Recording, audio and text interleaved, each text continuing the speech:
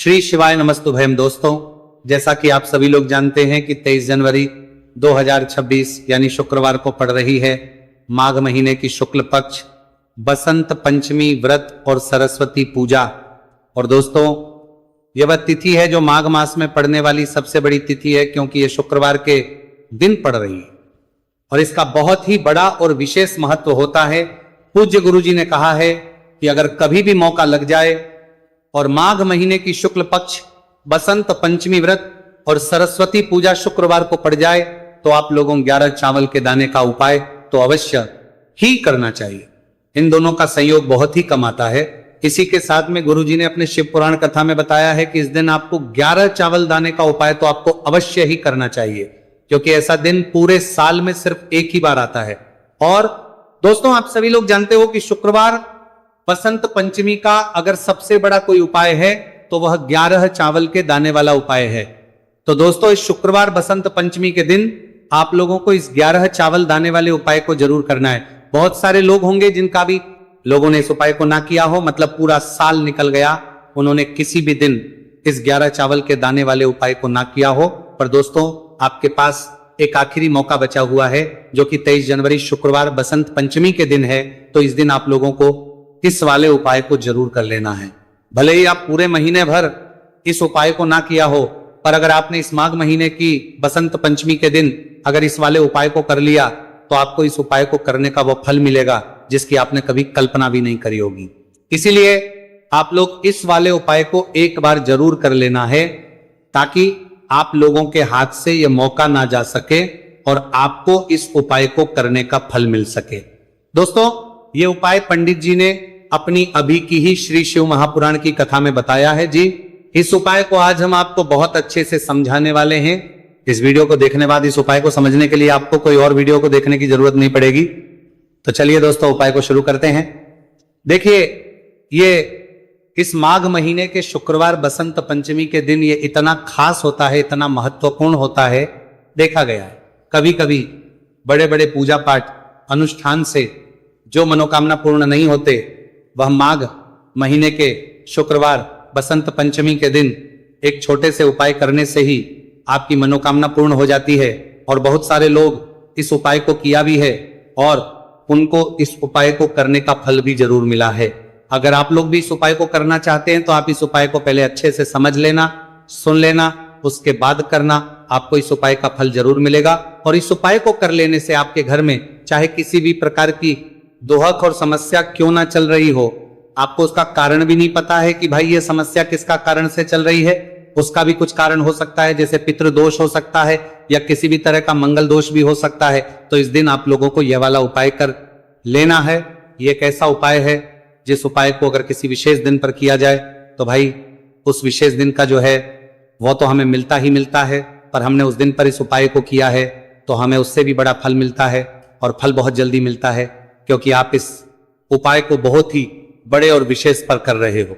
तो चलिए अब उपाय के बारे में बात करते हैं, लेकिन उससे पहले आप लोगों को यह जानना आवश्यक है कि आखिर यह उपाय किस समय करना है, किसको करना है और कैसे करना है। तो चलिए हम आगे आपको वीडियो में एक एक करके बता रहा है देते हैं। लेकिन उससे पहले अगर आप लोग हमारे चैनल पर पहली बार आए हैं या फिर मेरी आवाज आज पहली बार सुन रहे हैं तो हमारे चैनल को सब्सक्राइब जरूर कर लेना, और इस वीडियो को करके कमेंट बॉक्स में श्री शिवाय नमस्तुभयम ओम नमः शिवाय जरूर टाइप कर देना।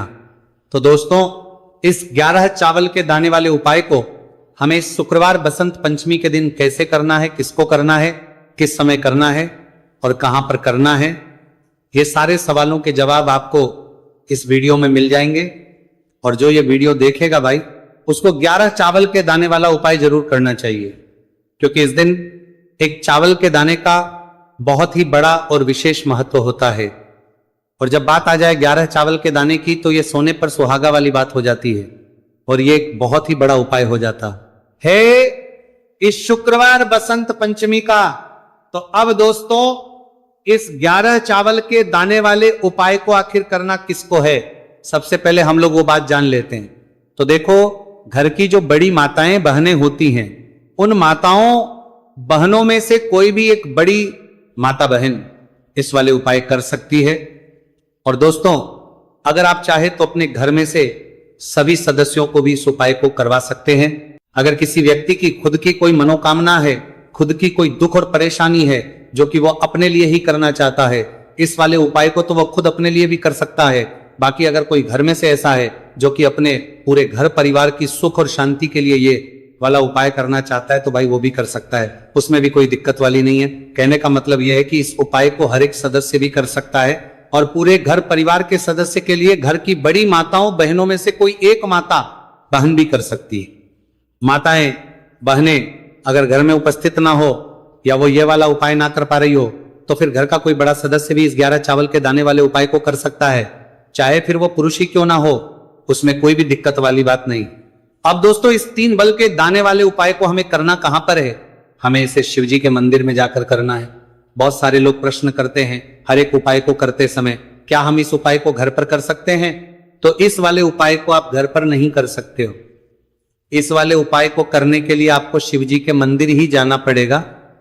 उसके बाद में दोस्तों जो अगला प्रश्न निकल कर आता है वो ये आता है, इस उपाय को लेकर के आखिर इस उपाय को हमें किस समय करना है? सुबह के समय करना है कि शाम के समय करना है? तो देखो इस वाले उपाय को आप लोग सुबह के समय भी कर सकते हो और शाम के समय प्रदोष काल में भी कर सकते हो।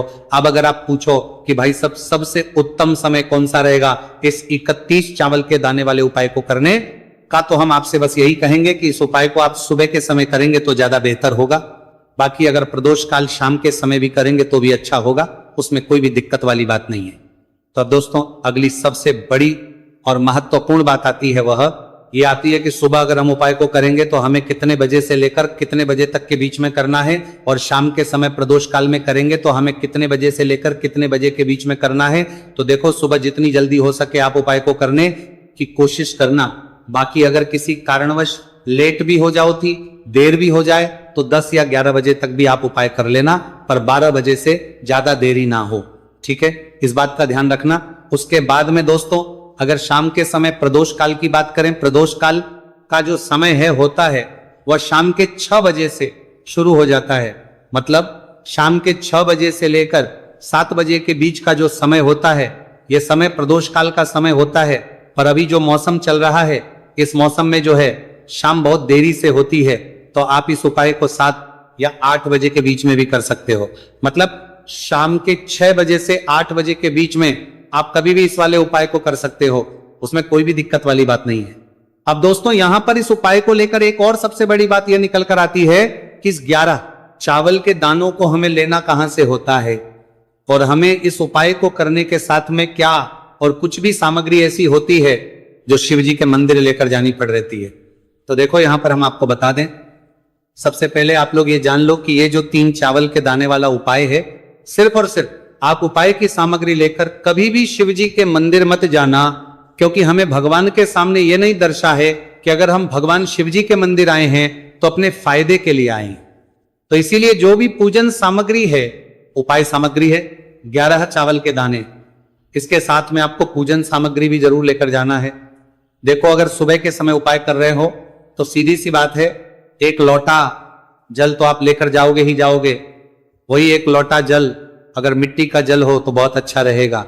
मिट्टी का जल कैसे बना आता है इसके लिए हमने पहले से बहुत सारी वीडियोस बना दी है आपके पास।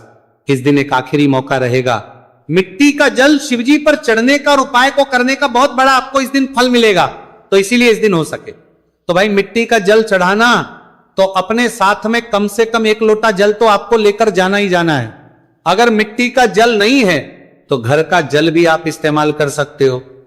इसके अलावा जो भी पूजन सामग्री है, देखो 11 के दाने ये अलग आपके रहेंगे और जो आपकी पूजन सामग्री रहेगी वो अलग रहेगी।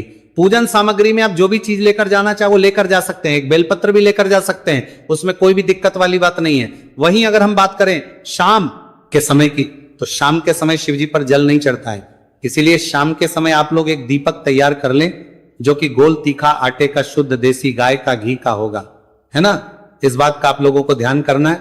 और इस दीपक को आपको घर से जलाकर नहीं लेकर जाना है, भगवान शिव जी के मंदिर में जाकर ही जलाना है। इस बात का भी आप लोगों को ध्यान रखना है। अब दोस्तों यहां पर हमें इस बात को समझना है कि ये 11 चावल के दाने हमें लेना कहां से है। क्या हमें दुकान से लेकर आना है, या हमें अपने घर से लेना है, या कहां से लेकर आना है, और कौन से चावल लेना है, क्योंकि चावल भी बहुत प्रकार के होते हैं।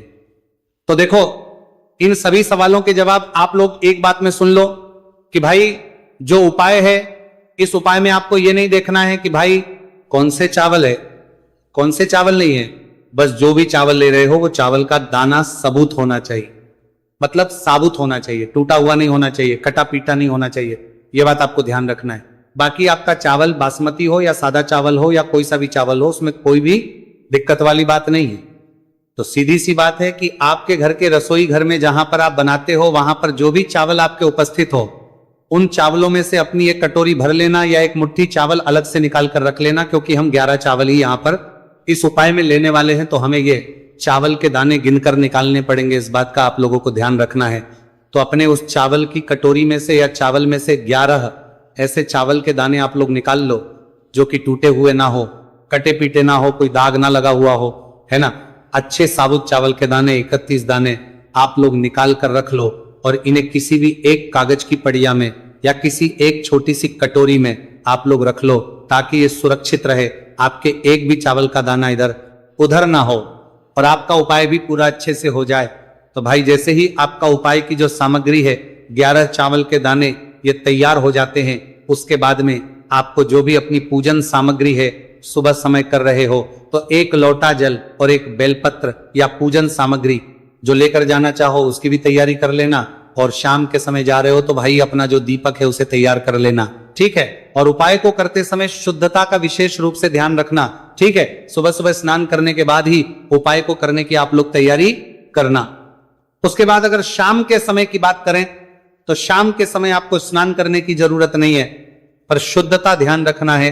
आपको स्नान तो नहीं करेंगे, आप हाथ मुंह धोकर भी इस वाले उपाय को शाम के समय प्रदोष काल में कर सकते हैं, इसमें कोई दिक्कत वाली बात नहीं है। तो आप अपने उपाय की पूरी सामग्री तैयार करके आपके पास ही में जो आपका शिव मंदिर हो वहां पर पहुंच जाइए। सबसे पहले शिव मंदिर में जाकर आप लोगों को उपाय नहीं करना है, पहले भगवान के दर्शन करना है, भगवान से आशीर्वाद प्राप्त करना है, फिर शिव जी की शिवलिंग के पास में आना है। शिवलिंग के पास में आने के बाद जो पूजन सामग्री लेकर आए हुए हैं, जैसे कि सुबह गए हुए होंगे तो 1 लोटा जल और जो भी पूजन सामग्री लेकर आए हैं, आप उनसे भगवान शिव जी की पूजन कीजिए। सबसे पहले तो 1 लोटा जल ही चढ़ेगा, फिर आपको 1 बेलपत्र श्री शिवाय नमस्तुभयम का जाप करते हुए शिवलिंग पर चढ़ा देना है। उसके बाद में आपकी पूजन सामग्री चढ़ेगी। उसके बाद में अगर दोस्तों शाम के समय अगर आप इस उपाय को कर रहे हो तो अपने साथ कम से कम एक जो दीपक है गोलबाती का जो आप अपने साथ में लेकर गए हो, उस दीपक को मंदिर में जाकर अपनी माचिस से जलाना है और उस दीपक को शिवलिंग के पास में रखना है, ठीक है। इस दीपक को रखने के बाद ही आप लोगों को अपना यह वाला उपाय शुरू करना है और दीपक को ज्यादा पास में मत रखना। वैसे भी गर्मी पड़ रही है, भगवान शिव जी को आंच नहीं लगनी चाहिए, है ना। तो भाई जैसे ही आपकी पूजा अर्चना हो जाती है, आप भगवान शिव जी को प्रसन्न कर लेते हैं। उसके बाद शिवलिंग के पास ही में आप कहीं पर बैठ जाइए सामने, या आसपास जिस जगह पर आपको बैठना हो वहां पर बैठ जाइए और अपने वह 11 चावल के दाने अपने सामने निकाल कर रख लीजिए, क्योंकि अब यहां पर उपाय को यहां पर करने की आपको तैयारी करना है। और इस तरीके से जब आप उपाय करेंगे, पूजन सामग्री करने के बाद, पूजन अर्चना करने के बाद, तो आपको उपाय का फल बहुत जल्दी और बहुत होकर मिलेगा। तो अपने चावल के अपने सामने निकाल कर रख लेना। और ये जो उपाय है ये आपकी सीधे हाथ की हथेली से होगा, इसलिए इस बात का भी विशेष रूप से ध्यान रखना है। तो सीधे हाथ की हथेली का प्रयोग करके ही आप लोग अपना इस वाले उपाय को करना। अपने सामने जो भी आपके कागज की पुड़िया है उसको खोलकर रख लो, या कटोरी है तो भाई उसे अपने सामने रख लो और अपने वो 11 चावल के दाने निकाल लो, ठीक है। उसके बाद में दोस्तों अब आपको क्या करना है कि शिवलिंग आपके सामने होगी, तो आपने वो 11 चावल के दाने एक एक करके जहां पर आपने बेलपत्र चढ़ाए हैं, आपको शिव जी के शिवलिंग के ऊपर चढ़ाना है। कहां पर चढ़ाना है? शिवलिंग के ऊपर चढ़ाना है, और कहीं पर भी नहीं चढ़ाना है आपको, अपने हथेली से तो शिवलिंग के ऊपर चढ़ाना है। भले ही फिर वो अपने आप जलाधारी पर गिर जाए, ये मतलब वहीं पर गिर जाए, उसमें कोई दिक्कत वाली बात नहीं है, पर आप चढ़ाओ शिवलिंग के ऊपर। तो आपको क्या करना है, अपना पहला चावल का दाना उठाना है, श्री शिवाय नमस्तुभयम बोलना है और शिवलिंग पर चढ़ देना। इसी तरीके दूसरा चावल का दाना उठा है, शिवलिंग पर चढ़ना है और मंत्र बोल देना है, और फिर तीसरा चावल का दाना उठाना है, श्री शिवाय नमस्तुभयम बोलना है और चढ़ देना है। इसी प्रकार से आपको पूरे 11 चावल के दाने एक एक करके शिव जी के शिवलिंग के ऊपर चढ़ाना है और भगवान से प्रार्थना करते जाना है। मतलब प्रार्थना तो आपको आखिरी में करना है, पर हर एक चावल के दाने को चढ़ाते समय श्री शिवाय नमस्तु भयम जरूर बोलना है। उसके ही में ये चावल का दाना शिवलिंग के ऊपर आपको चढ़ाना है। जैसे ही आपके 11 चावल के दाने शिवलिंग के ऊपर चढ़ते हैं तो भाई उसके बाद में आपको क्या करना है, भगवान से अपनी मनोकामना बोलना है। मनोकामना भी कब बोलना है, जब आपका 11 चावल का दाना आपके सीधे हाथ की हथेली में हो और आप उसे चढ़ाने के लिए जा रहे हो, श्री शिवाय नमस्तु भयम बोलकर उस आखिरी चावल के दाने को शिवलिंग के ऊपर चढ़ा देना। भगवान से फिर अपनी वो मनोकामना बोल देना। जिस मनोकामना के लिए आप लोग अपना ये वाला उपाय कर रहे हो, जिस भी दुहक और परेशानी के लिए आप लोग अपना ये वाला उपाय कर रहे हो, उसके बाद में जैसे ही आप अपनी मनोकामना बोल देते हो, आपका ये वाला उपाय पूरा हो जाता है। पर दोस्तों, उपाय को करने के बाद आप लोगों को 2 मिनट भगवान शिव जी के मंत्र का जाप जरूर करना है और मंत्र का जाप करने के बाद भगवान से एक और बार करना है अपनी मनोकामना के लिए या अपनी जो भी दुख और परेशानी है उसके लिए। इसके बाद में आप लोग भगवान को देखकर, भगवान से प्रार्थना करके उनसे आशीर्वाद लेकर वहां से उठ सकते हैं और अपने घर पर जा सकते हैं। बस दोस्तों, यहां पर यह वाला उपाय पूरा हो जाता है। इस तरीके से जो भी व्यक्ति छोटी छोटी चीज का ध्यान रखते हुए इस 11 चावल के दाने वाले उपाय को करेगा, निश्चित सी बात है उसे उसकी मनोकामना पूरी होगी और जो भी दुख और परेशानी है वो भी बहुत ही जल्दी दूर होंगे। तो दोस्तों, ये थे पूज्य गुरु जी द्वारा बताए गए कुछ बहुत ही खास उपाय। अगर आपको जानकारी अच्छी लगी हो तो वीडियो लाइक करिएगा। मिलते नार के लिए और अच्छे हैं फिर एक नए वीडियो के साथ। श्री शिवाय नमस्तु।